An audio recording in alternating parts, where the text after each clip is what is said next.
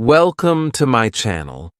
Do you still think in your native language and then try to speak in English? What if I told you that this one habit is the biggest reason your English sounds slow and unnatural? I used to do the same. I would think in my language, then try to find the English words, and then speak. It felt slow. It felt hard. I made many mistakes. But something changed.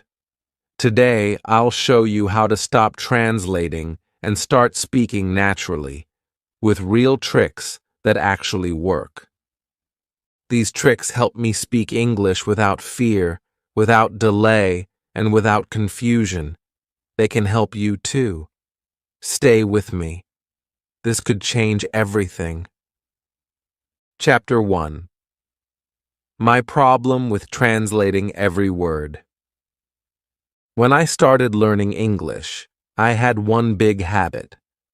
I translated everything in my head, word by word, sentence by sentence. I would hear a question in English, but my brain did not answer in English. First, I thought in my native language. Then I tried to find the English words. Then I tried to speak. But by the time I opened my mouth, it was already too late. The moment was gone. People were waiting for me to speak, and I felt stuck. I was silent, or I said something wrong. Sometimes I just smiled and nodded, even when I didn't understand. This happened all the time, at school, in shops, at home, even on the internet. I saw English, and I panicked. I wanted to reply. I wanted to talk. But I could not speak naturally. My English was slow. My English was broken. My English was not me. And I knew why. It was because I was trying to translate everything in my head. I remember one moment clearly. I was at a family dinner. My cousin had returned from abroad. He spoke perfect English. He asked me a simple question. "What do you like to do in your free time?" I knew the answer in my language. I wanted to say, I like reading books and watching movies. But I couldn't say it. I tried to translate every word. I like book. I see film. My voice shook. My sentence was wrong. Everyone laughed, not to hurt me, but I felt small. I felt like a failure. That night I cried. I looked at myself in the mirror. I said, "Why can't I speak? I know the words. I know the grammar. I study every day. But when it's time to talk, I freeze." I realized something. The problem was not my memory. The problem was not my brain. The problem was translation. I thought translation was helping me, but it was actually blocking me. It made me slow. It made me unsure. It made me scared. I understood that my brain was doing too much. First, it translated. Then, it tried to fix the grammar. Then, it worried about the sentence. No wonder I couldn't speak well. I was not thinking in English. I was translating in my head, and that was the mistake. After that night, I made a promise to myself. I said, "No more translation. I will find a better way." That was the beginning of a big change. A small decision, but a powerful one. I knew it wouldn't be easy. I knew I would still make mistakes. But I was ready to stop depending on my native language. I wanted to speak English directly, naturally, confidently. If you feel this way, if you translate every word and still feel stuck, then I want to tell you, you are not alone. I was there. I understand your struggle. I know how it feels. And I also know that you can change it. This is the first step, understanding the problem. And the problem is not you. The problem is translating every word in your head. In the next chapter, I will tell you why translating doesn't work and why your brain needs a better way to learn English. Stay with me. The change begins here. Chapter 2. Why translating doesn't work. When we learn English, most of us begin with translation. It feels like the only way. We know our language, so we try to use it as a bridge. We hear something in English, and our brain runs back to our mother tongue to understand it. Then we search for the English words to say. But this method doesn't help when you want to speak fluently. In fact, it stops you. Let me explain why. Every language has its own structure, its own word order, its own grammar rules.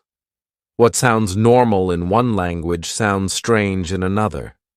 For example, in my language we say, Main seb khatahun. If I try to translate it directly, it becomes, I apple eat. But in English, we don't say it like that. We say, I eat apple. The words are the same, but the order is different. If I translate directly, the sentence is wrong. This is the biggest problem with translating.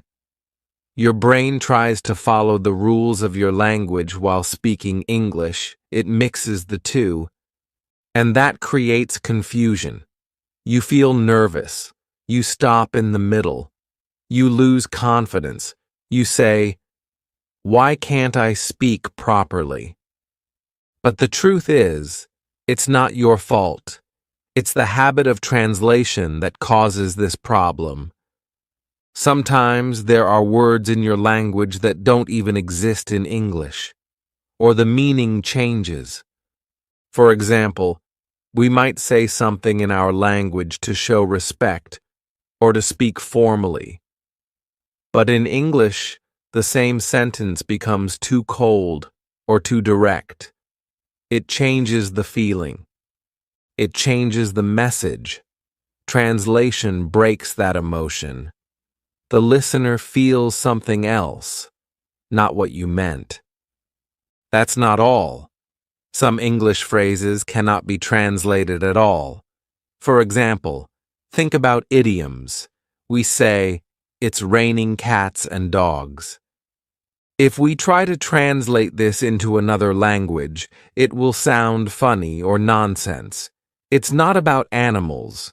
It means heavy rain. But if you always translate in your head, you will miss the meaning. You will say something wrong, or stay silent because it doesn't make sense. I used to do this. Every time I wanted to speak, I first created the sentence in my language. Then I translated it in my head. Then I spoke. But it took too long. I always felt behind. People spoke fast. I was still thinking. The moment was gone. I missed my chance. I stayed quiet. I felt small. It became clear to me, English is not just new words, it's a new way of thinking. You can't use your language's map to travel in English. You need a new map. You need to learn how English sentences work. You need to learn to think in English, not translate into it. This truth was hard for me at first. I thought, if I don't translate, how will I understand?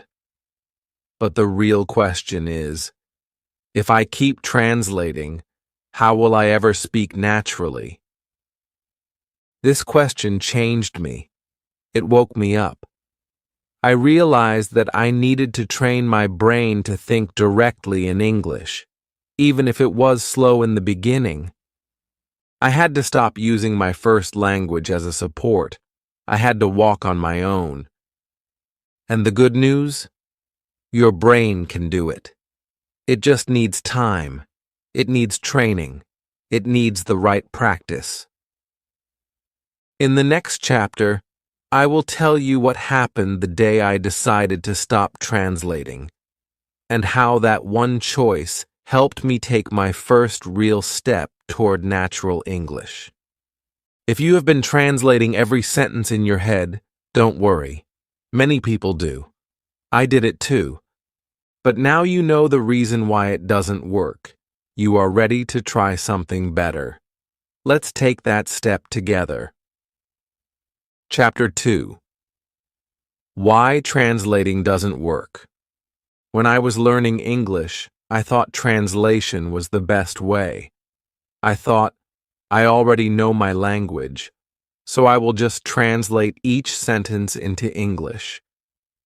It sounded easy, it felt safe, but I was wrong. That method made my English slow. It made me feel confused. It made me speak with fear.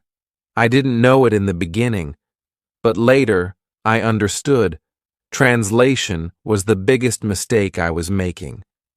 Let me tell you why. Every language is different. The words are different. The grammar is different. Even the word order is different. In my language, we say, Mein seb katahun.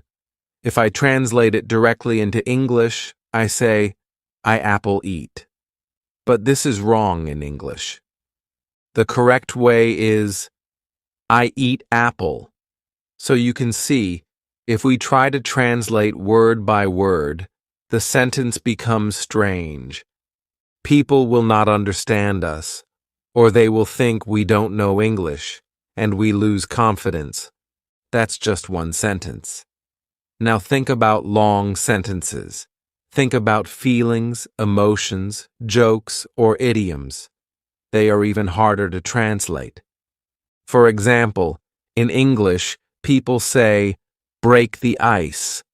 But if I translate it into my language, it means breaking real ice. That makes no sense. But in English, break the ice means to start a conversation in a friendly way. So if we try to translate, we lose the meaning. We lose the real message. We say wrong things, or we say nothing at all. When we translate, our brain does extra work. It hears English, then it goes back to our native language. Then it tries to make a sentence. Then it comes back to English. This takes time. It's like walking in a big circle when you can just take one step straight. This is why we feel slow when we speak. This is why we feel tired. This is why we feel nervous, because our brain is doing too much. I remember when someone asked me in English, "What do you do?"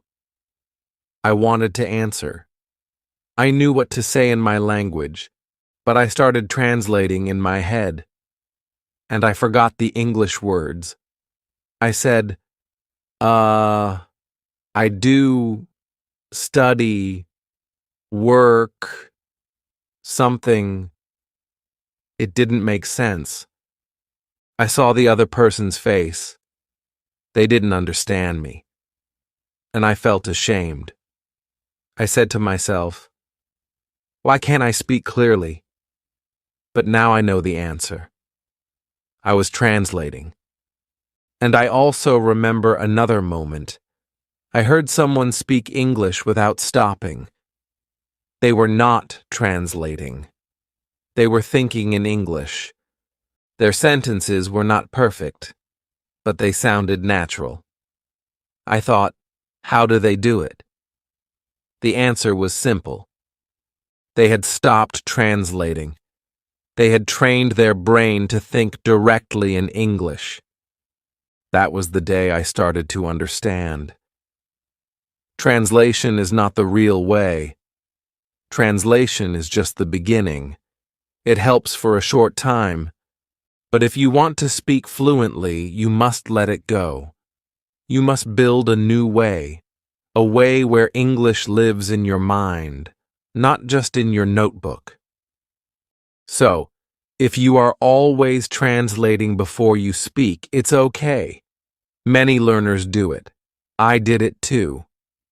But now you know the truth. It doesn't work in the long run. It makes you slow. It makes you nervous. It takes your confidence away. That's why you must take the next step. And don't worry, I will help you. In the next chapter, I will tell you what happened on the day I stopped translating. That day changed everything for me. That day was the beginning of my real English speaking journey. Let's go there together.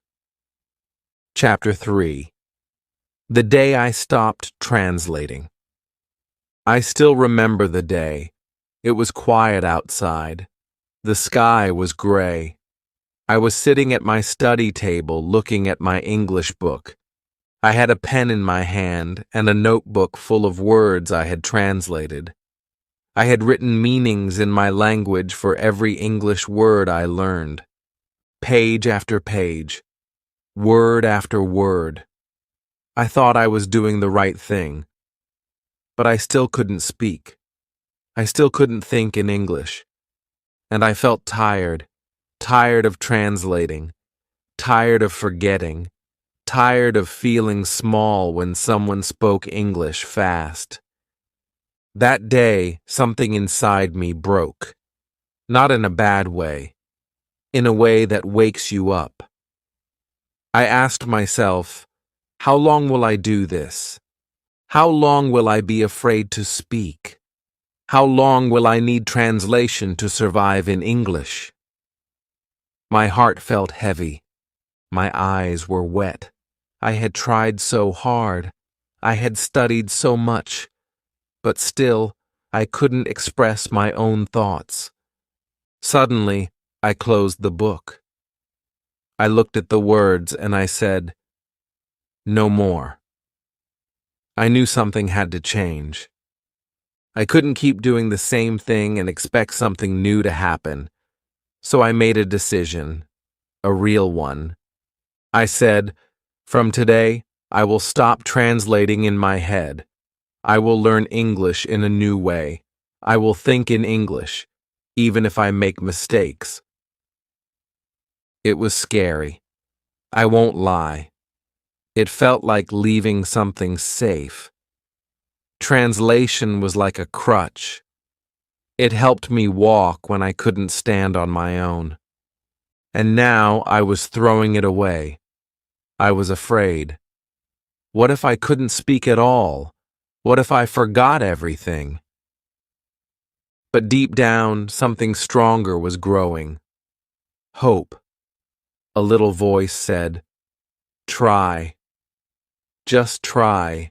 You have nothing to lose. So I did.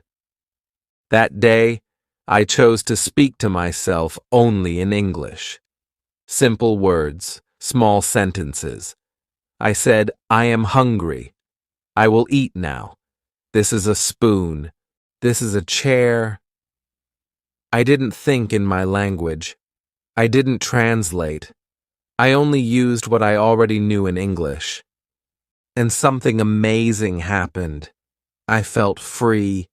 I felt light. I felt like my mind had space to breathe. It wasn't perfect. I still forgot words. I still got stuck.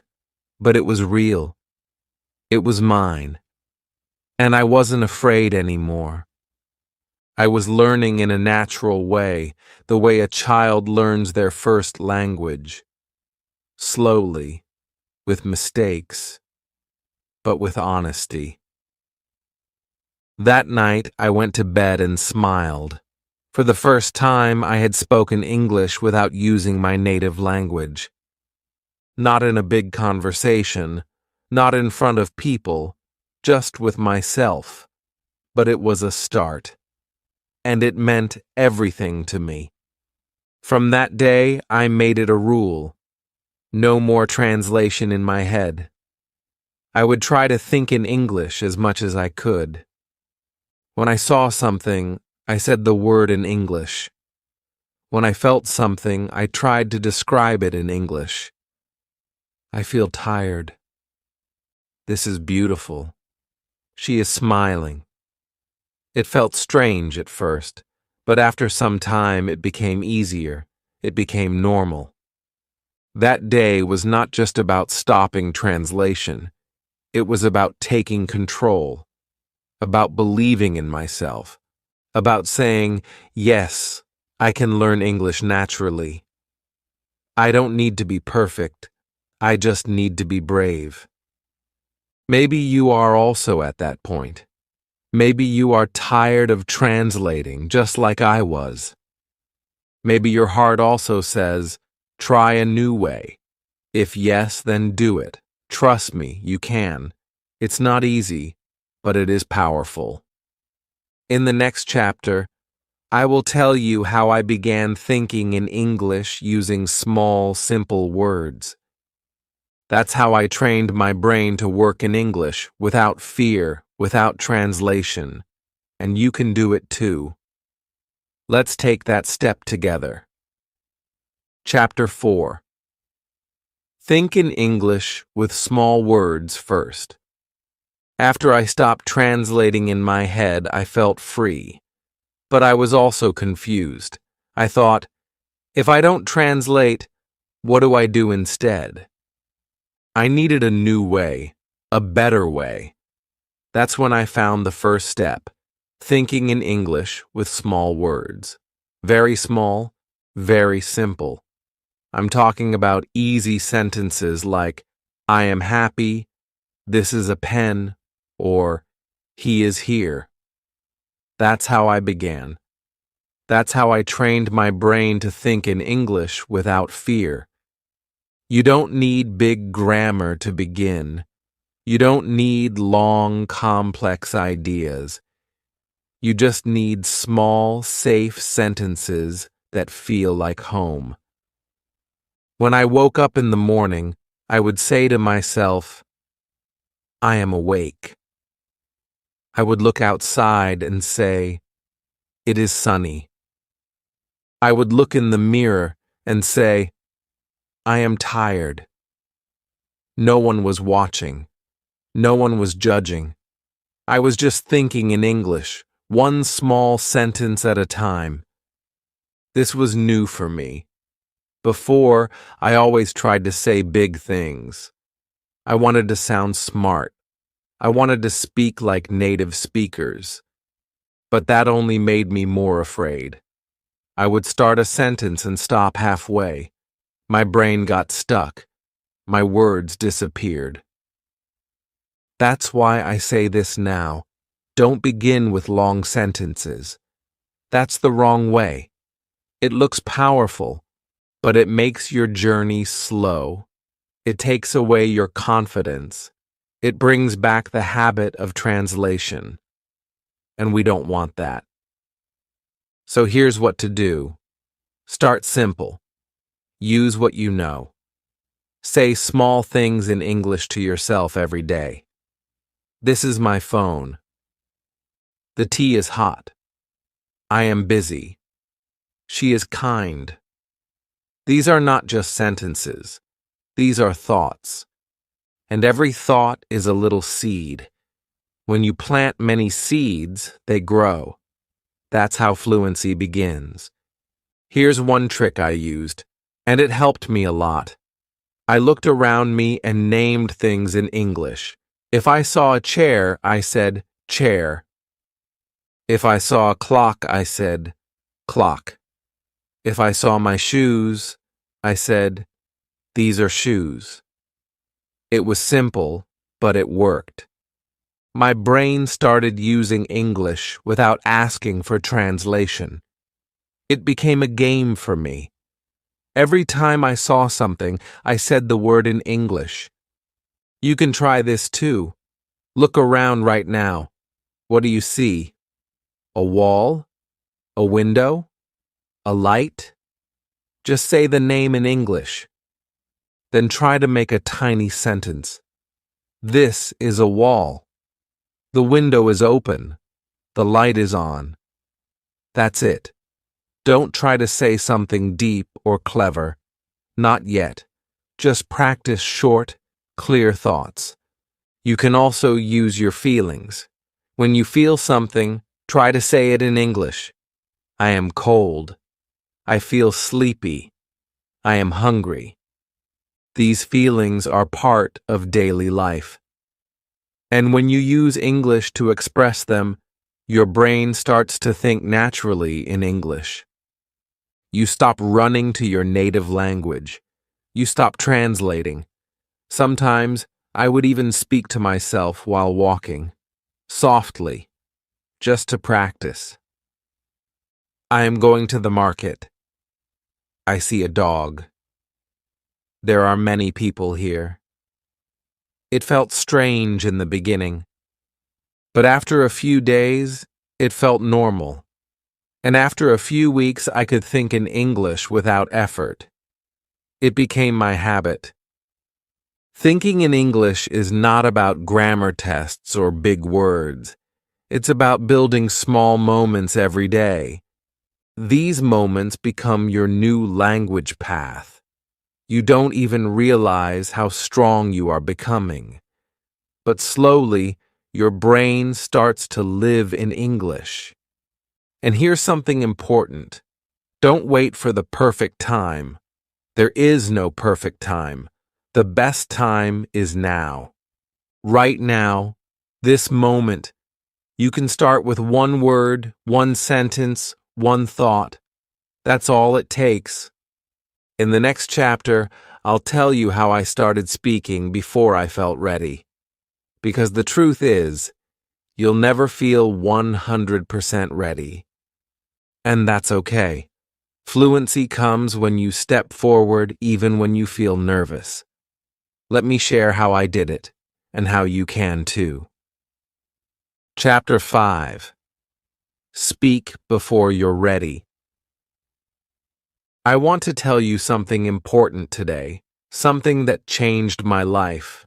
You don't need to be ready to start speaking English. You don't need to wait. You don't need to be perfect. If you wait until you're ready, you may wait forever. I know this because I waited too long. I kept thinking, I need more words first. I need better grammar. I will speak when I'm perfect. But that day never came. I was learning, but I wasn't speaking. And that was the biggest problem. Then one day, I said something in English. It was short. It was broken. It had mistakes. But it was real. I said, I go shop now. A small sentence. Wrong grammar. But I said it. And do you know what happened? The person understood me. They smiled. They answered. They didn't laugh. They didn't judge. That moment gave me courage. That was the day I stopped waiting to be perfect. In the beginning, I made many mistakes. Sometimes I said, he go to school instead of he goes to school. Sometimes I forgot the right word. Sometimes I felt embarrassed. But slowly, I understood something. Mistakes are not the enemy. Silence is. If you stay silent, you don't grow. But if you speak, even with mistakes, you learn. You become better every time. I remember one day in class, the teacher asked me to explain something in English. My heart was racing. I wanted to hide. But I stood up. I said, This, is the book we read yesterday. I was shaking. My voice was low. I felt everyone was watching. But do you know what happened next? The teacher said, Good try. She helped me fix the sentence. My classmates clapped. I didn't feel stupid. I felt brave. That was the first time I felt proud of my English. Maybe you feel scared too. Maybe you think people will laugh. Maybe someone laughed at you before, and it hurt. I know that pain. I felt it too. But let me tell you, the real people, the kind people, they never laugh. They listen. They help.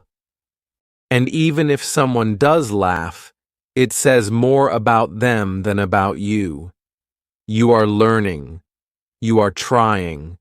And that is something to be proud of. Start with easy sentences. Say them out loud, even when you are alone. This is my phone. I am tired. I want coffee. Speak these words. Don't just think them. Let your mouth practice. Let your voice learn the rhythm of English. Speak in the mirror. Speak to your friend. Speak to your pet. It doesn't matter who hears you. What matters is that you speak. Here are some beginner sentences you can start with. My name is Ali. I am from United States. This is my bag. I like tea. The weather is hot today. She is my friend. I study English every day. These sentences are simple, but they are powerful. They are your first steps. Say them again and again. Make them a part of you. And soon, you will not just say them, you will feel them. You will believe in them. That is how speaking becomes natural. I want to remind you again, don't wait. Speak now. Even if it's just one word, even if it's not perfect, even if your voice shakes, speak. Every time you speak, you take one more step, one more victory, one more reason to believe in yourself. In the next chapter, I will share a special trick that helped me stop translating words. A trick that changed how I think and speak. I call it using images, not words.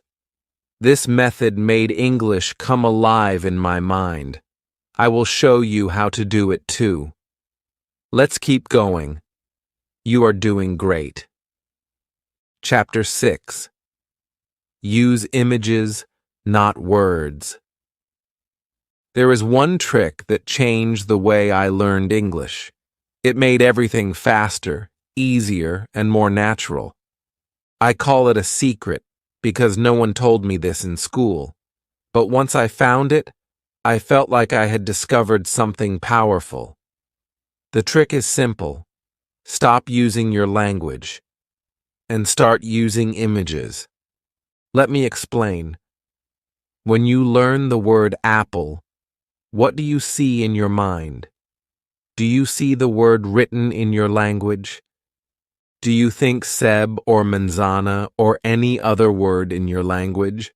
That's what I used to do. Every English word had a partner in my language. I said apple, but in my head, I saw the word from my language. My brain was not learning English. It was learning translation. But one day, I changed that. I looked at a real apple. I picked it up. I said, apple. I didn't think of the word in my language. I didn't try to translate. I just looked at the fruit and said the word in English. I said it again. Apple. Slowly, something amazing happened. My brain started to connect the English word directly to the image, not the translation. That was the moment I started thinking in English. Here's the secret. Your brain is very smart. It learns best with images. When you were a baby, you didn't learn your first language with a dictionary. You saw things, heard the words, and connected them. The same trick works with English. You don't need your native language to understand. You need pictures in your mind. Try this now. Look around your room. Pick one object. Maybe it's a chair. Don't say the word in your language. Just look at it and say, chair. Look again. Chair. Say it softly. Say it loudly. Say it with a smile. Your brain will remember it. Not as a translation, but as a real thing with an English name. I use this trick every day. I used it with body parts. I looked at my hand and said, hand. I touched my nose and said, nose. I pointed to my eyes and said, eyes. I didn't use my native language. I didn't need to. The image was enough. The English word was enough. I also used this trick with actions. When I was walking, I said, I am walking. When I was eating, I said, I am eating.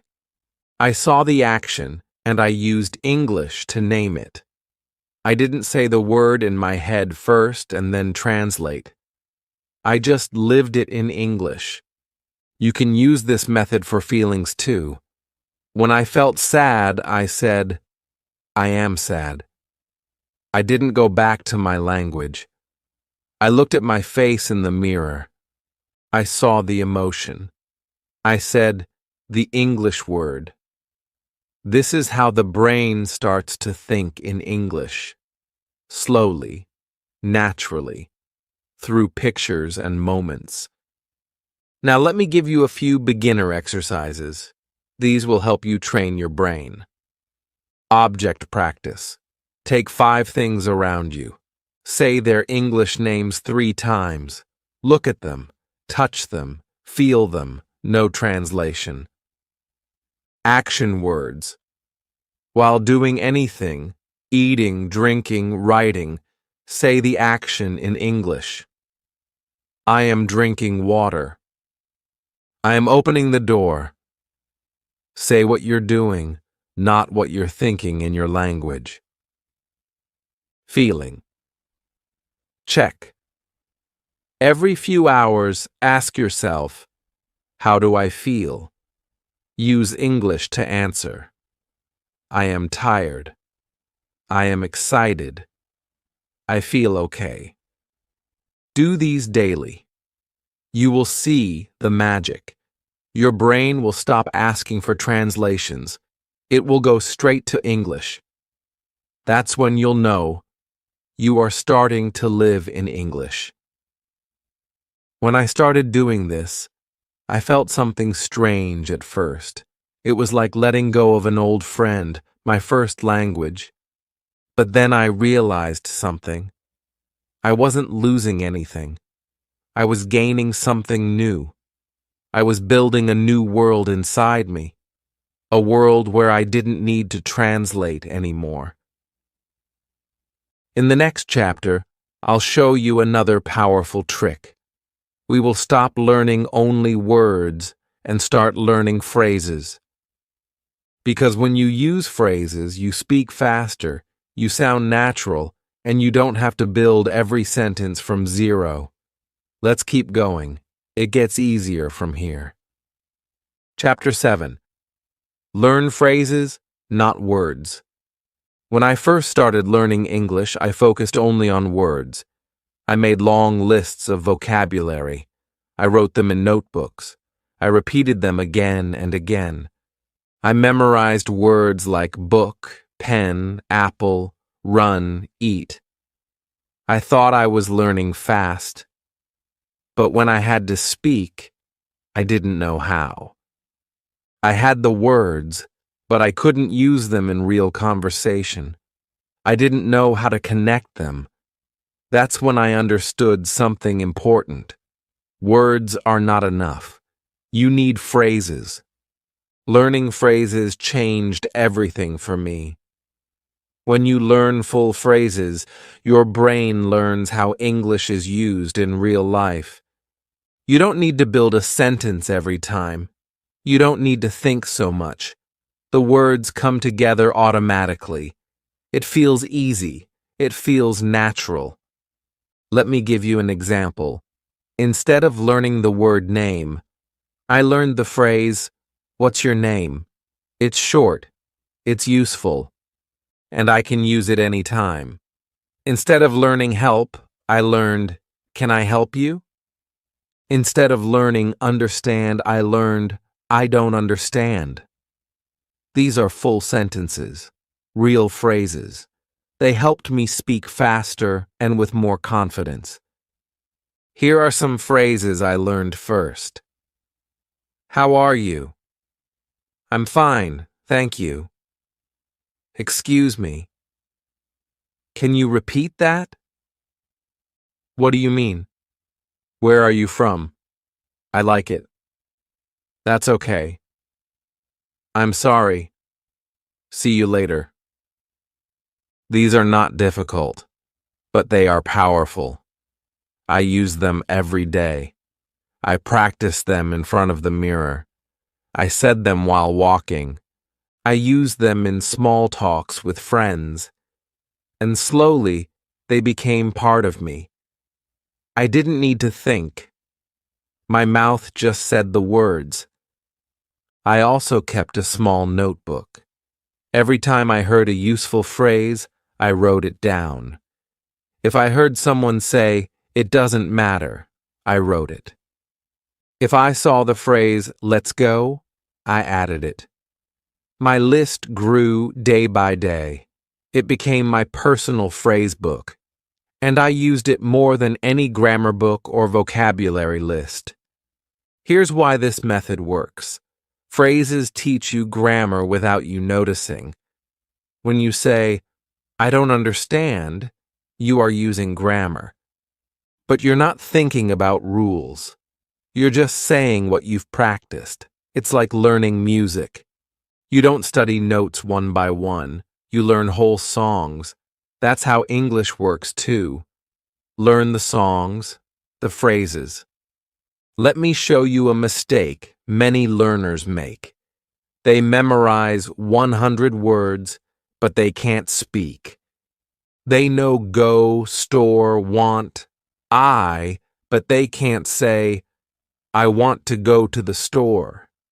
That's the problem. Words are like puzzle pieces. Phrases are like the full picture. If you only have pieces, you will struggle to build anything. So from today, don't just learn words. Learn how those words live together. Learn the common phrases. Use them in real life. Write them. Speak them. Repeat them. You don't need hundreds at once. Start with 5 phrases a day. Practice them like songs, and use them as much as you can. Here's a little exercise. Pick 3 phrases from this video. Say them out loud. Now make small changes. For example, can I help you? Can you help me? I like it. I don't like it. Where are you from? Where is she from? See how the phrases grow? How they open more doors? This is how we build fluency. Not by memorizing words, but by using ready-made phrases in real situations. In the next chapter, I'll tell you about a secret technique called shadowing. This helped me sound more natural when I spoke English. It's a fun and powerful trick, and it works, even if you're a beginner. Get ready, we're almost there. Chapter 8. Shadowing changed everything. There is one technique that changed the way I speak English. It made my words smoother, my voice clearer, and my confidence stronger. It's called shadowing. When I first heard about it, I didn't believe it would work. It sounded strange. Repeat after a video? Like a parrot? I laughed a little. But something in me said, just try it once. So I did. And that was the beginning of something amazing. Shadowing means you listen to a native English speaker, and you repeat exactly what they say at the same time or just a second after. You copy their words, their tone, their pauses, their speed. It's not about understanding every word. It's about feeling the language, becoming the voice. It's like being their shadow. You follow them closely, word for word. The first time I tried it, I picked a short video on YouTube, a simple English story for kids. I put on my headphones. I pressed play. The speaker said, "Hello, my name is Tom," and I repeated, "Hello, my name is Tom." It felt funny. I was alone in my room, talking to a screen. I smiled at myself. This is silly, I thought, but I kept going. I like apples. I like apples. This is my house. This is my house. After just 5 minutes, I noticed something. I wasn't thinking in my language. I wasn't translating. I was just copying the sounds. And for the first time, my English didn't feel broken. It felt alive. I started doing shadowing every day, just 5 to 10 minutes, sometimes with stories, sometimes with news, sometimes with short conversations. I chose easy videos at first. I listened. I spoke. I paused. I played again. I copied everything, even the and the yeah. I tried to become the speaker, and slowly, something changed. My pronunciation got better. I didn't sound like a robot anymore. I started using natural rhythm. My voice flowed. I didn't pause so much. I didn't feel stuck. I didn't feel scared. Before shadowing, I would speak and stop, speak and think, speak and worry. After shadowing, my sentences came out more smoothly. I had more control. I had more music in my voice. That's the power of shadowing. It trains your mouth, your ears, and your brain all at the same time. Let me show you how you can try it too. Choose a short English video, maybe 1 to 2 minutes long. Pick something easy to understand. You can find many on YouTube. Put on your headphones and listen to the first sentence. Pause and repeat. Say the sentence exactly like the speaker. Try to match their tone, speed, and feeling. Play it again and speak at the same time. Try to shadow without pausing. Repeat the same video for 2 to 3 days. The goal is to sound just like them. Don't worry if you don't get it right the first time. I didn't either. At first, I spoke too slowly. My timing was off. My words didn't match. But I didn't stop. Every day, I got better. And you will too. Shadowing is not just for pronunciation. It helps you speak faster. It helps you understand spoken English better. It teaches you real phrases, real intonation, real English, not the textbook kind. And the best part? You don't need anyone else. You can do it alone, just you and your voice. That's what makes this practice so powerful. It builds your fluency in silence. And one day, when you finally speak in public, people will say, "Wow, you sound natural." I still do shadowing, even today, just a few minutes every day. It's my way of staying connected to English. It's like exercise for my speaking muscles, and every time I do it, I feel more confident. Now that you know this trick, You can try it today. Pick a video, hit play, be the voice. Don't just learn English, feel it, live it, speak it. And in the final chapter, I will show you how to make English part of your life, not just a subject you study. This is the last and most important step. Stay with me. We are almost there. Chapter 9. Make English a part of your life. This is the final chapter, and it is the most important one, because now you know all the tricks. You know why translating doesn't work. You know how to think in English with small words. You know how to speak before you're ready. You've learned to use images, phrases, and shadowing. But here's the truth.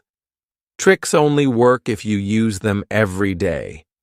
English is not just something you study. It has to become a part of your life. That's what I did. I stopped thinking of English as a school subject. I stopped waiting for the right time to study. I started living with English. I made it my habit, my routine, my second skin. It became part of everything I do, not just in books, but in my thoughts, my voice, my world. Every morning, I started my day with English. Before checking my phone, I said, "Good morning. I feel fresh today." Just one sentence. Then I would look outside and describe what I saw. The sky is blue.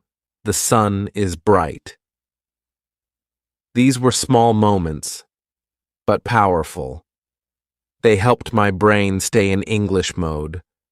I listened to English songs while brushing my teeth. I didn't understand every word, but I sang along anyway. I learned lines by heart. Let it go, or I'm on top of the world. Music made English fun. It trained my ears without pressure. It gave me rhythm and joy. I watched short videos in English during lunch. Not long, just 5 minutes. A story, a cartoon, a scene from a movie. I tried to repeat what I heard. I paused. I shadowed. I smiled when I understood something new. I was not just watching. I was learning without knowing. When I walked to class or went outside, I named things in English. Tree, car, window, cloud. Then I started adding feelings. The air is cold. That bird is loud. I am tired. I was talking to myself in my mind, all in English. It felt strange at first, but then it became normal. English became my thinking language. I also made small talk with people. Just a few lines. Hi, how are you? Nice to meet you. I like your bag. I didn't wait for perfect English. I just tried. And every time I tried, I got better. I read English storybooks for children. They were simple and beautiful. I underlined new words. I guessed the meaning from the pictures. Reading made me smarter. It made me feel calm. I wrote one sentence in my journal every night. Today I learned something new. Or, I made a mistake, but I am proud I tried. This was not homework. This was my life. Soon something changed inside me. I stopped saying, I am learning English. I started saying, I live in English. And that made all the difference. My confidence grew. My speaking improved. My fear disappeared. Because I was no longer just a learner. I was a speaker. You don't need to study 8 hours a day. You don't need a perfect teacher. You don't need expensive books. You just need to bring English into your world. One small moment at a time, every day. Let English walk with you, talk with you, laugh with you, think with you. This is not just practice. This is who you become. English is not just something you do. It becomes a part of you, a part of your story, a part of your voice. So if you feel lost or tired, remember this. You are not alone. I was like you. I struggled. I doubted myself, but I kept going, and now I speak freely. You can too. You have everything you need. You just need to start and never stop. In the next moment, say one sentence in English, any sentence. Speak it out loud. That's your first step. Then take another and another. And one day you'll look back and say, yes, I did it. You are not learning English anymore. You are living it. If this video helped you understand how to stop translating and start thinking in English, then please like this video, subscribe to this channel, and write in the comments. I will speak naturally. Your one comment could inspire another English learner who is feeling shy, nervous, or unsure. And remember, you don't need perfect English. You need real, simple, natural English, and you can do it. Speak with heart. Speak with courage. Speak with love. Your journey has already begun. Now, keep moving forward.